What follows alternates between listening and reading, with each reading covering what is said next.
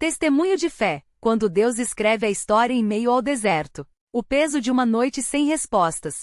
Era uma quarta-feira à noite e o irmão Carlos, 38 anos, pai de 2 filhos pequenos, sentou-se à mesa da cozinha com as contas espalhadas à sua frente. O aluguel estava atrasado em 2 meses, a luz tinha sido cortada na semana anterior, e o salário do bico como pedreiro não chegava nem para metade das despesas. Sua esposa, Marta, lavava a louça em silêncio, mas ele via as lágrimas escorrendo enquanto ela tentava esconder o rosto. O mais velho, Lucas, de 8 anos, perguntara naquela mesma tarde: "Pai, a gente vai ter que dormir na rua?" Uma pergunta que doeu como uma faca no peito. Carlos apertou os olhos, sentindo a garganta fechar. Não era a primeira crise, mas dessa vez parecia diferente. Ele tinha sido batizado nas águas há 5 anos, depois de uma vida de bebidas e brigas, e desde então tentava viver direito. Mas agora, pela primeira vez, uma dúvida cruel bateu à porta. Será que Deus esqueceu da gente? Ele se lembrou do culto de domingo, quando o cooperador irmão Paulo tinha lido Salmos 34, 19. Muitas são as aflições do justo, mas o Senhor o livra de todas. Naquele momento as palavras soaram como um consolo. Agora soavam como uma promessa distante. Marta secou as mãos no pano de prato e sentou-se ao seu lado. "Vamos orar?" Ela perguntou, com a voz trêmula, mas firme. Carlos assentiu. Não eram palavras elaboradas, nem uma oração de revista. Era um clamor: "Senhor, o Senhor sabe da nossa necessidade. Não deixe os nossos filhos passarem fome. Dá um jeito, porque a gente não aguenta mais." E então ele lembrou da oferta. A oferta que não fazia sentido. No domingo anterior, apesar de tudo, Carlos tinha colocado R$ 20 no envelope de oferta, o pouco que sobrara de um pagamento adiantado que recebeu. Alguns na igreja acharam que era loucura. "Como é que você dá dinheiro se não tem nem para comer?" Um conhecido tinha perguntado, sem má intenção. Mas Carlos responderá com uma certeza que nem ele mesmo entendia: "Se eu não der, como é que vou receber?" Era uma lógica que ia contra tudo que o mundo ensinava. Mas ele tinha visto irmãos mais velhos na congregação passando por provas semelhantes e saindo vitoriosos. O irmão Antônio, por exemplo, que depois de perder o emprego começou a vender picolés na porta da igreja e em menos de um ano, tinha uma banca de lanches que sustentava a família. Ou a irmã Clara, que depois de anos tentando engravidar, adotou uma menina e no ano seguinte, descobriu que estava esperando gêmeos. "Deus não desampara os seus", o irmão Paulo sempre dizia. Mas e quando a conta do gás chegava? E quando o dono da casa batia na porta ameaçando despejo? Naquela noite, depois da oração, Marta pegou um caderno velho e começou a anotar tudo o que tinham. Um saco de arroz, meio quilo de feijão, 3 ovos, e uma lata de sardinha que uma irmã tinha dado no culto. "Vamos jejuar amanhã", ela disse. "Só água e oração. Deus vai prover." Carlos concordou, mas no fundo do coração, a dúvida ainda coçava. O envelope anônimo. Na manhã seguinte, enquanto Marta preparava um mingau ralo para as crianças, alguém bateu à porta. Era o irmão Tiago, um dos diáconos, com o envelope na mão. "Irmão Carlos, o irmão Paulo me pediu para entregar isso para você. Disse que é do Senhor." Tiago não fez perguntas, não deu sermão. Só sorriu, apertou a mão de Carlos e foi embora. Dentro do envelope, havia R$ 850, o valor exato do aluguel atrasado, mais a conta de luz e um pouco para comida. E um bilhete: "O meu Deus suprirá todas as vossas necessidades." Filipenses 4:19. Fique firme. Carlos caiu de joelhos ali mesmo, na sala. Não eram lágrimas de alívio, mas de vergonha. Vergonha por ter duvidado, por ter pensado que Deus o esquecera. Marta abraçou, e os dois choraram juntos, enquanto as crianças, sem entender direito, olhavam curiosas. "Perdão, Senhor", Carlos murmurava. "Perdão pela minha falta de fé." Mas Deus não estava interessado em reprová-lo. Ele estava trabalhando. A porta que se abriu quando menos esperavam. 3 dias depois, Carlos recebeu uma ligação. Era o seu Jorge, dono de uma pequena construtora, que tinha ouvido falar dele através de um irmão da congregação. "Ouvi dizer que você é bom de pedreiro. Tô precisando de um cara para tocar uma obra aqui no bairro. É serviço para 3 meses pelo menos. Você topa?" Carlos quase deixou o telefone cair. "Topo, seu Jorge. Quando o senhor precisa que eu comece?" "Amanhã cedo, se der." Naquela noite, enquanto jantavam, desta vez com arroz, feijão, e até um pouco de carne, Carlos olhou para Marta e disse: "Deus não só deu o peixe, ele deu a vara, a linha, e ainda ensinou a pescar." Mas a história não terminaria ali. O tumor e o jejum de 40 dias. 2 meses depois, quando a vida finalmente parecia estar se ajeitando, Marta sentiu uma dor forte no abdômen. O médico, após os exames, deu a notícia com cautela. É um tumor. Precisamos operar logo. O mundo de Carlos desabou novamente. Não é justo, Senhor, ele clamou em oração. A gente estava quase saindo do buraco. Mas dessa vez, ele não desistiu. Lembrou-se das palavras do irmão Elias, um dos mais velhos na fé: as provas não são para nos destruir, são para nos preparar para bênçãos maiores. A igreja se uniu, as irmãs começaram uma campanha de jejum e oração. Por 40 dias, todos os sábados, eles se reuniam na casa de Carlos e Marta para orar. Não havia gritos nem espetáculo. Só clamor sincero, com lágrimas e fé. No 35º dia, Marta foi ao médico para uma nova avaliação. O tumor havia diminuído pela metade. O médico, surpreso, pediu mais exames. No 40º dia, a notícia veio: não vai precisar de cirurgia. O tumor regressou.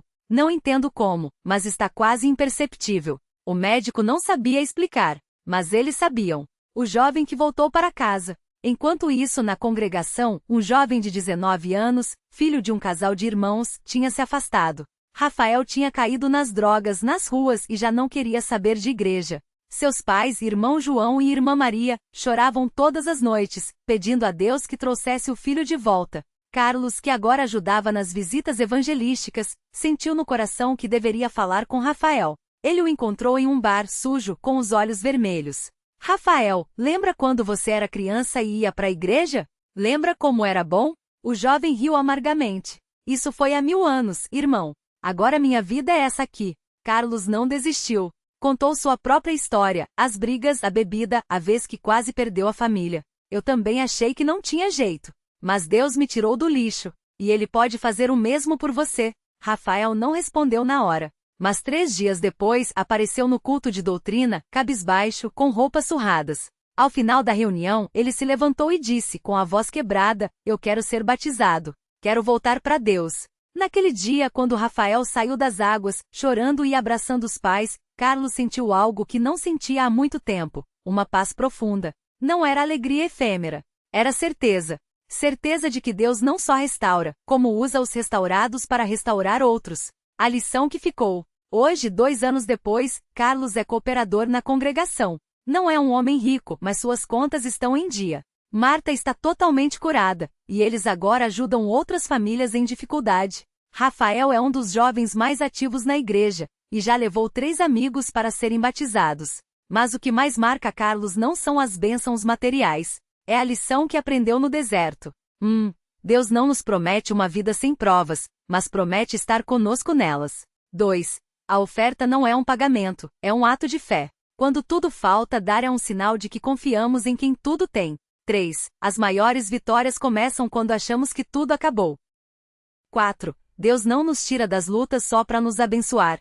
Ele nos deixa nelas para nos tornar bênção. Uma última visita e uma surpresa. Semana passada, Carlos recebeu uma ligação inesperada. Era seu Jorge, o dono da construtora. Carlos, lembra daquele serviço que você fez para mim? Pois, é um amigo meu tá abrindo uma firma maior e precisa de um encanador de confiança. Eu falei do seu trabalho. Se você quiser, o salário é fixo com carteira assinada. Carlos quase não acreditou. Seu Jorge, o senhor não sabe o que isso significa para mim. Ah, eu sei sim, seu Jorge respondeu. E olha, eu também comecei a ir na sua igreja. Aquela que você sempre fala. Domingo passado fui pela primeira vez. Gostei do que vi. Carlos sorriu. Deus não só abençoava ele, agora estava usando sua história para abençoar outros. Palavras finais, para quem está lendo isso. Se você chegou até aqui e pensa, mas a minha situação é pior ou Deus não ouve minhas orações, eu te digo, não desista. Se Carlos pode, você também pode. Se Marta foi curada, sua cura pode estar no próximo jejum. Se Rafael voltou, seu filho, seu marido, sua irmã também podem voltar. Deus não olha para sua força. Ele olha para o seu coração. E se você, mesmo com medo, mesmo com dúvidas, continuar firme, Ele vai escrever a sua história da mesma forma que escreveu a deles. Confia no Senhor e faz o bem, habita na terra e alimenta-te da verdade. Agrada-te do Senhor, e Ele satisfará os desejos do teu coração. Salmos 37, 3, 4. Glória a Deus. Amém. 6. O peso das contas e a noite de insônia. Carlos não dormiu naquela noite. O envelope com o dinheiro do aluguel estava sobre a mesa, mas o alívio não vinha. Ele olhava para o teto, os números das contas passando pela cabeça como um filme sem fim. Luz, água, supermercado, remédios de Marta. E agora a oportunidade com seu Jorge. Será que era real? Será que não era outra armadilha do desespero? Marta, percebendo sua agitação, sentou-se na beira da cama e colocou a mão no ombro dele. Você tá preocupado de novo, né? É que parece bom demais para ser verdade, Marta. E se der errado? E se eu não conseguir? Carlos, ela suspirou, olhando para o crucifixo na parede. A gente já tá no fundo do poço. O que mais pode acontecer? Se Deus abriu essa porta é pra gente passar. Ele sabia que ela tinha razão, mas o medo era teimoso. Lembrou-se das palavras do cooperador na igreja semanas atrás. A fé não é a ausência do medo. É a decisão de confiar mesmo com medo. Carlos fechou os olhos e orou, não com palavras bonitas, mas com o coração apertado. Senhor, eu não sei se isso é da tua vontade. Mas se for, me dá força para não estragar tudo. E se não for, me mostra o caminho certo. 7. O primeiro dia no novo trabalho e um encontro inesperado. Na segunda-feira seguinte, Carlos chegou cedo à obra indicada por seu Jorge. O encarregado, um homem alto e sério chamado Roberto, o recebeu com um aperto de mão firme. Seu Jorge falou bem de você. Vamos ver se você corresponde, disse, entregando-lhe o uniforme e o equipamento. Carlos trabalhou o dia inteiro sem reclamar, mesmo com as mãos doloridas de tanto apertar parafusos. No intervalo do almoço, enquanto comia seu sanduíche no cantinho da obra, ouviu dois colegas conversando. Esse cara aí é crente, hein? É, ouvi dizer que frequenta aquela igreja que não tem pastor, só cooperadores. Ah, aqueles que cantam sem instrumento. Isso. Meu primo foi uma vez. Disse que é tudo muito sério, mas que sentia uma paz diferente. Carlos engoliu em seco. Não queria se intrometer, mas também não podia deixar passar. É a congregação cristã no Brasil, disse, levantando os olhos.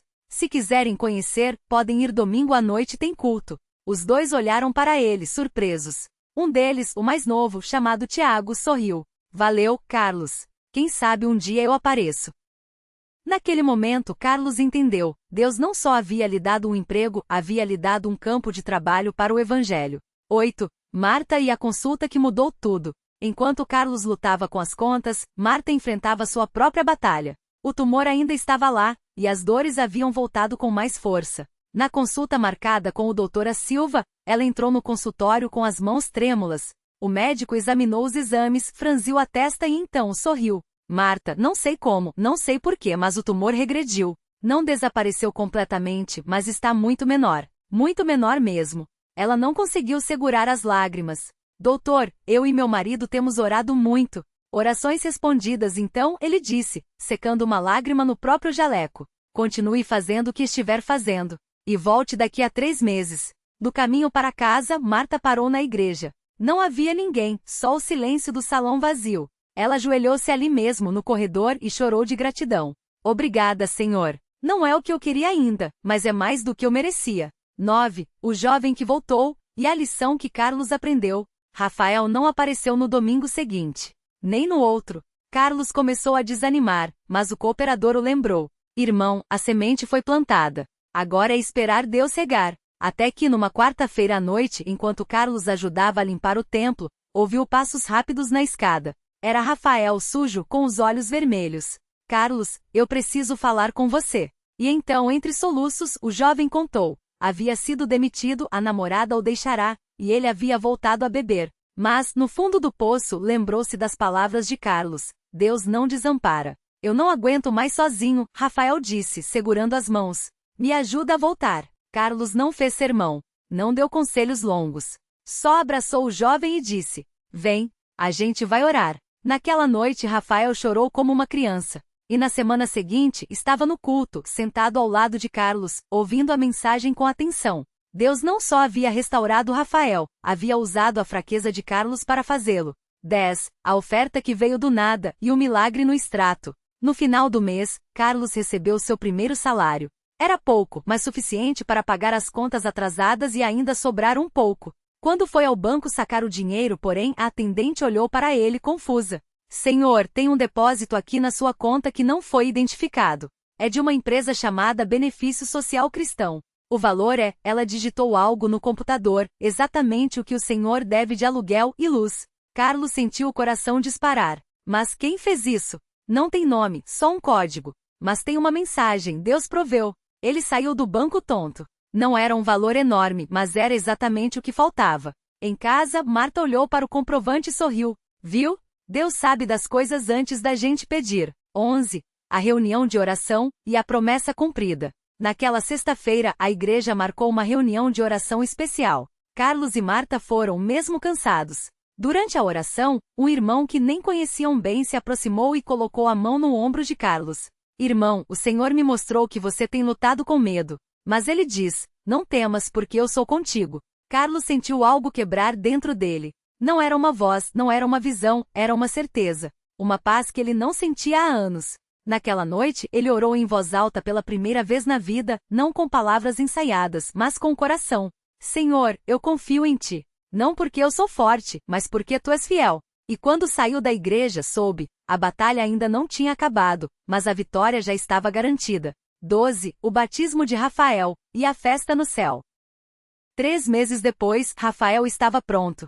Red havia sido batizado nas águas, em nome de Jesus Cristo para perdão dos pecados. Quando saiu da água chorando, Carlos o abraçou forte. Agora você é meu irmão de verdade, disse emocionado. Naquele dia, a igreja inteira comemorou. Não com fogos ou música alta, mas com sorrisos, abraços e lágrimas de alegria. E Deus, lá no céu, também deve ter sorrido. 13. A lição final para quem ainda duvida. Se você está lendo isso e pensa, mas a minha situação é diferente, eu te digo. Carlos também achava que não tinha saída. Marta também pensou que nunca seria curada. Rafael também acreditou que estava perdido para sempre. Mas Deus não olha para o que nós vemos. Ele olha para o coração. E se você hoje, mesmo com medo, mesmo com dúvidas, resolver confiar, Ele vai abrir portas onde só havia paredes. Dar força onde só havia fraqueza. Restaurar o que estava quebrado. Não porque você é perfeito, mas porque Ele é fiel. Confia no Senhor de todo o teu coração e não te estribes no teu próprio entendimento. Provérbios 3:05. Glória a Deus. Amém. 14. O silêncio antes da resposta e como Deus trabalha nos bastidores. Os dias que se seguiram ao batismo de Rafael não foram um mar de rosas. O jovem, embora transformado, ainda carregava as cicatrizes de anos de rebeldia. Havia noites em que acordava suando, sonhando com as ruas, com os velhos amigos que o chamavam de volta. Carlos, que agora o tratava como um irmão mais novo, percebia isso. Não por palavras, mas pelos olhares distantes, pelas mãos que tremiam quando o assunto era o passado. Uma tarde, enquanto limpavam juntos o salão da igreja, Rafael parou de repente, encostou a vassoura na parede e sentou-se no último banco, a cabeça entre as mãos. Irmão Carlos, a sua voz estava rouca. Às vezes eu tenho medo. Medo de não aguentar. Medo de voltar atrás.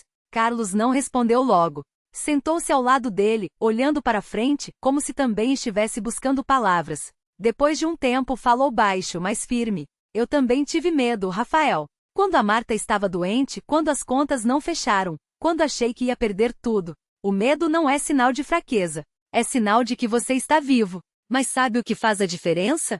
Continuar andando, mesmo com medo. Rafael levantou a cabeça, os olhos úmidos. Como? Um passo de cada vez. Carlos apontou para o púlpito. Você vem aos cultos? Vem. Você ora, mesmo que seja só Senhor, me ajuda. Ora. Você lê a Bíblia, mesmo que não entenda tudo? Lê. Deus não está esperando você ser perfeito. Ele está esperando você ser sincero. Nesse momento, o irmão João, um dos mais antigos da congregação, passou por eles carregando uma caixa de folhetos. Parou, olhou para os dois e sorriu. Vocês dois aqui parados? Tem trabalho, ó, disse, brincando, mas com um brilho nos olhos que parecia dizer: eu sei do que vocês estão falando. Eu também já estive aí. E foi assim, entre vassouras, folhetos e conversas simples, que Rafael foi aprendendo que a fé não é a ausência de medo, mas a coragem de confiar mesmo quando tudo parece incerto.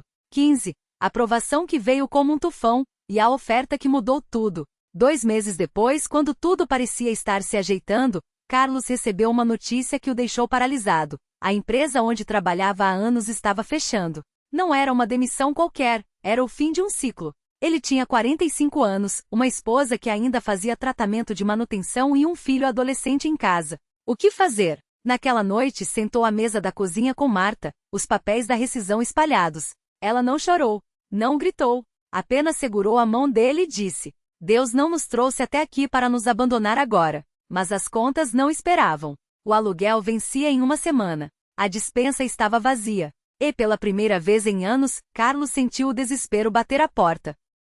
No domingo seguinte foi à igreja com o coração pesado. Não contou a ninguém. Não queria piedade. Só queria um sinal. Qualquer coisa que lhe dissesse que Deus ainda estava no controle. Durante a oferta, quando o irmão responsável passou o cesto, Carlos hesitou. Tinha apenas R$ 20 no bolso, o último dinheiro que lhe restava. Dar aquilo seria um ato de fé ou de loucura? Marta, ao seu lado, percebeu sua dúvida. Sem dizer nada, colocou sua própria oferta no cesto e sussurrou: Deus prove a si mesmo. Carlos respirou fundo. Tirou a nota amassada do bolso e a colocou no cesto. Naquela mesma tarde, enquanto saíam da igreja, um irmão que mal conhecia um cooperador que visitava de outra congregação, se aproximou. Irmão Carlos, o Senhor me colocou no coração para lhe dar isto. E estendeu um envelope branco. Dentro, havia exatamente o valor do aluguel atrasado, e um bilhete. O Senhor conhece as suas necessidades. Fique firme. Carlos não chorou. Não pulou de alegria. Apenas fechou os olhos, apertou o envelope contra o peito e murmurou: Obrigado, Senhor. Marta sorriu. Ela já sabia. 16. O emprego que veio de onde menos se esperava, e o plano de Deus nos detalhes. Na semana seguinte, Carlos começou a procurar trabalho. Enviou currículos, fez ligações, percorreu as ruas da cidade. Nada. Até que em uma tarde quente resolveu passar na oficina mecânica do irmão Paulo só para cumprimentar. E aí, irmão? Alguma novidade? Perguntou Paulo, enxugando as mãos sujas de graxa. Nada ainda. Mas Deus sabe, respondeu Carlos, tentando manter o ânimo. Paulo ficou pensativo por um instante, então disse: Olha, eu tenho um conhecido que está precisando de um encarregado para uma equipe de manutenção. Não é grande coisa, mas é honesto. Quer que eu fale com ele? Carlos não hesitou. Se o senhor abrir a porta, eu entro. 3 dias depois, ele estava empregado. Não era o salário dos sonhos. Não era o cargo que tinha antes. Mas era uma porta aberta. E para Carlos, isso era suficiente. 17. A visita que mudou uma família, e como um testemunho pode salvar vidas. Uma noite, enquanto Carlos e Marta jantavam, ouviu-se uma batida forte na porta. Era a mãe de Rafael, uma mulher de rosto cansado, os olhos inchados de chorar. Eu não sei mais o que fazer. Ela gaguejou. Meu filho mudou tanto desde que começou a vir aqui. Ele me contou tudo, sobre as drogas, sobre como quase se perdeu. Mas agora ele está diferente. E eu também preciso de ajuda. Marta a convidou para entrar. Sentaram-se na sala e enquanto Carlos fazia chá, Marta compartilhou sua própria história, a doença, o medo, a fé que a sustentou. Deus não muda as pessoas à força, disse Marta, segurar as mãos trêmulas da mulher. Ele as muda quando elas se rendem a ele. Como Rafael fez. Como eu fiz. A mulher chorou. E naquela noite, pela primeira vez em anos, ela orou. Uma semana depois, ela estava na igreja. 2 meses depois, ela também foi batizada nas águas. E Rafael, vendo a mãe transformada, entendeu algo profundo. A fé não é só para nós. É para quem está ao nosso redor. 18. O culto de ação de graças, e o milagre que ninguém esperava. 1 ano havia se passado desde que Carlos quase perdeu tudo. Agora, sentados na igreja, ele e Marta olhavam ao redor e viam Rafael, agora um cooperador ativo, ajudando outros jovens. A mãe de Rafael sorrindo enquanto cantava os hinos. O irmão Paulo, que tinha lhe arrumado um emprego, acenando de longe. A irmã Clara, que orara por Marta durante a quimioterapia, abraçando-a. No final do culto, o irmão responsável pela palavra pediu que todos que tinham um testemunho de fé se levantassem. Carlos hesitou. Não gostava de chamar atenção. Mas Marta o cutucou. Levanta, meu amor. Isso não é por você. É por ele. E assim, com a voz trêmula, Carlos contou tudo. O desespero das contas. A oferta dos últimos R$ 20. O envelope misterioso. O emprego que veio no momento certo. A família restaurada. Quando terminou, a igreja inteira estava de pé cantando. Glória, glória, aleluia. Glória, glória ao Senhor. E no meio daqueles irmãos, Carlos entendeu. Deus não nos tira das provas para nos abençoar. Ele nos abençoa dentro das provas, para que no final, a glória seja só dele. 19.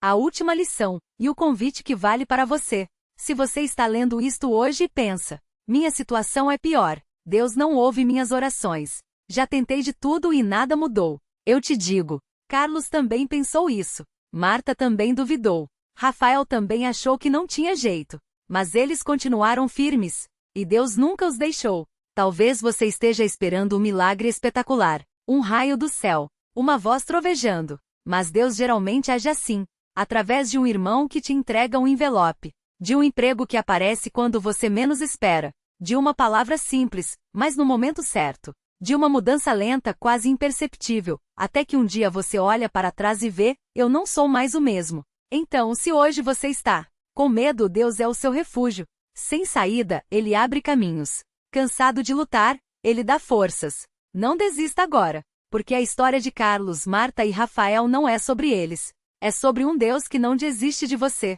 Confia no Senhor e faz o bem, habita na terra e alimenta-te da verdade. Agrada-te do Senhor, e Ele satisfará os desejos do teu coração. Entrega o teu caminho ao Senhor, confia nele e Ele tudo fará. Salmos 37, 3, 5. Glória a Deus. Amém.